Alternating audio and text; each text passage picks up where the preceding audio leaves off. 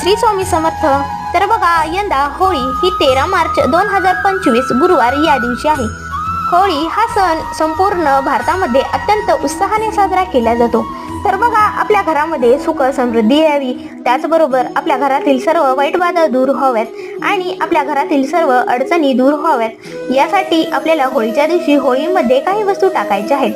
तर त्या कोणत्या वस्तू आहेत ते आपण पाहू. तर बघा, होळीमध्ये आपल्याला नारळ टाकायचा आहे. आपल्या घरावरील संपूर्ण वाईट बाधा असतील किंवा वाईट शक्ती असतील, आपल्या घरामध्ये सतत भांडणे कलह असतील, जर आपल्या घरातील व्यक्ती आपापसात भांडण असतील, अशा प्रकारच्या जर समस्या आपल्याही बाबतीत घडत असतील, तर संपूर्ण घरावरून 7 वेळा नारळ उतरवून आपल्याला होळीमध्ये टाकायचा आहे. तर बघा, अशा प्रकारे नारळ टाकल्याने आपल्या घरातील सर्व वाईट बाधा दूर होतात.